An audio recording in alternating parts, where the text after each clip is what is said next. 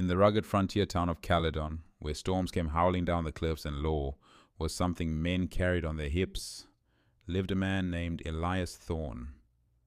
A blacksmith by trade, Elias was known for his quiet strength, one who didn't speak unless the words were worth more than the silence.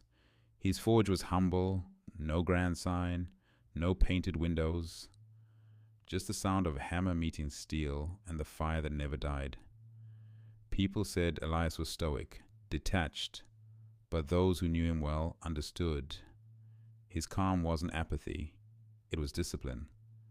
He was a man who had learned to master his emotions, rather than be mastered by them. But life, as it often does, would soon test the very core of his philosophy.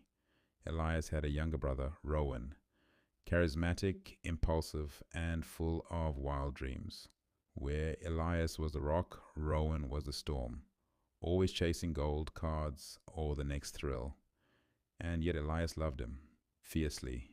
Rowan had returned to Caledon after 3 years away, claiming he'd found a business partner from the city. Together, they would open a new trade route, get rich, and bring prosperity to the town. All they needed was seed money. Elias hesitated. "I've saved every coin I have for this forge. It's all I've built." Rowan's eyes softened. "You always said we were brothers before business." That one sentence was all it took. Elias gave him everything. His savings, the deeds, even his name on the partnership.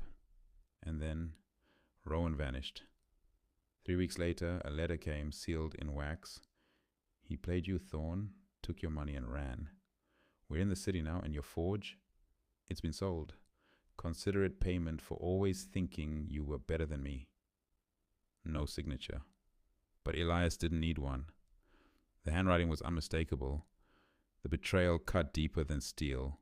It wasn't just the money, it was trust, blood, family.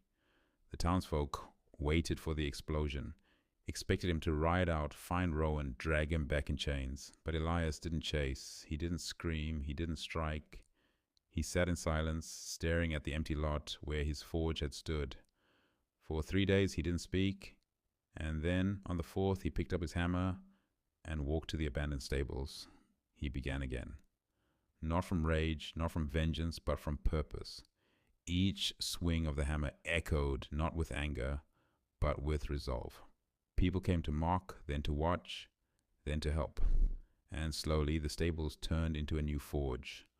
Larger, open, filled with the fire of a man who had chosen not to crumble. One evening, months later, Rowan returned. Tattered coat, hollow eyes, no gold, just guilt. "I lost everything," he whispered. "They betrayed me too." Elias looked at him, expression unreadable. "So now you understand." Rowan fell to his knees. "I don't deserve your forgiveness." Elias knelt beside him. "Forgiveness isn't given because it's earned. It's given because I choose not to carry your sins as my burden." A crowd had gathered, whispers turned to silence. Rowan wept. Elias stood, voice steady but firm. "You wronged me, and I will not trust you easily again. But I will not hate you. I will not let your failure define my future. I have rebuilt without you, and I will continue to rise, because I am not the sum of what's done to me. I am the sum of how I rise after it." Later, a boy from the village asked him, "Why didn't you fight back when he stole from you?" Elias replied, "Because revenge is easy. Restraint is strength. I lost gold, stone, and wood, but I did not lose myself. That's what Stoicism is. Not the absence of pain, but the refusal to be ruled by it." He handed the boy a hammer. "Life will try to forge you in fire. Let it. Just make sure you're holding the hammer."